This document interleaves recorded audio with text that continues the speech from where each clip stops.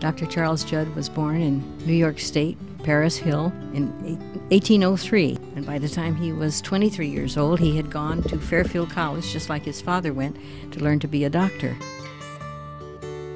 He involved himself. He was asked to work for King Kamehameha III, especially was fond of him. He trusted him. He trusted him with the treasury, with interior, with all sorts of minister of this and that. He involved himself with a lot of things because he could speak the language.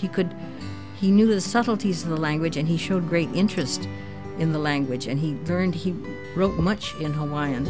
We're still finding papers. We have 4 notebooks we've discovered of discussing Hawaiian medicines, because he was very interested, and he tried to teach them what he knew about medicine.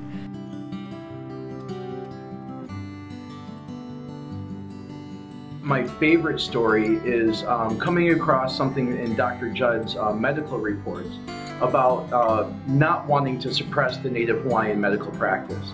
That was probably one of the most surprising things I found during my research. He didn't advocate suppressing it at all. As a matter of fact, he sent some of his Native Hawaiian apprentices to go collect traditional Hawaiian medical knowledge to see what was useful and how he could incorporate that into his own practice.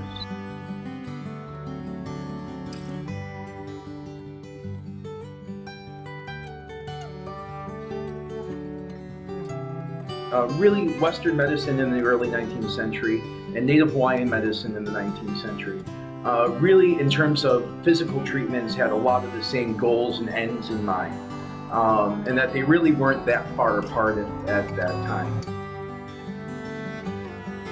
I think some of the highlights of this exhibit are going to be the sort of the medical instruments and the number of things that Dr. Judd had in his sort of pharmacopoeia.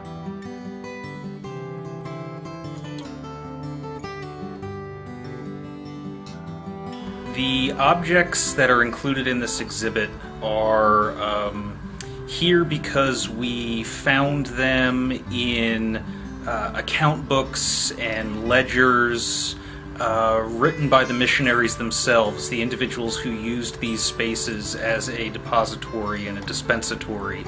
And from those lists, from those documents, we chose the objects to put on the shelves and in drawers and throughout this exhibit.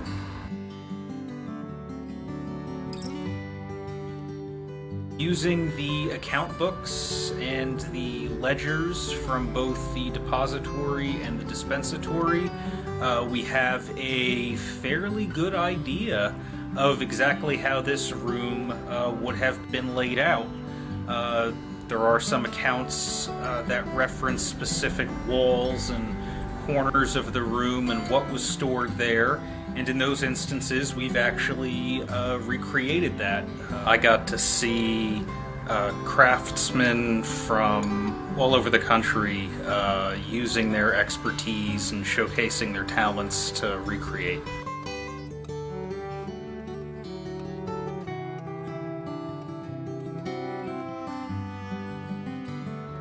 Having individuals come and help us source the proper Cuban mahogany to reproduce it, and then watch it come together piece by piece into the desk that we now have on exhibit here. I think that was certainly a very rewarding experience.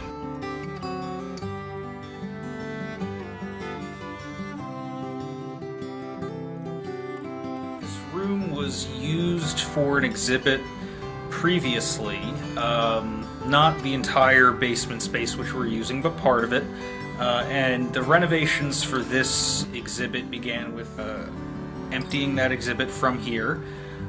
We also whitewashed this space using a period recipe for whitewash. We made a few other renovations, including putting a cloth ceiling in place, as was typical for the time, to keep dirt from falling through the floorboards, to putting in new 19th century shelving units to recreate what would have been here. I want visitors to get a better understanding of the actual scope of the work that went on here.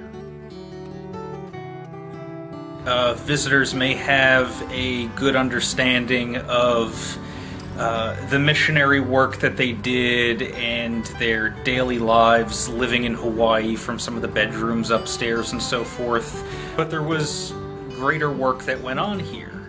There was a large supply system that stretched from Boston to here, and then from here supplies would have been shipped to other missions throughout Hawaii.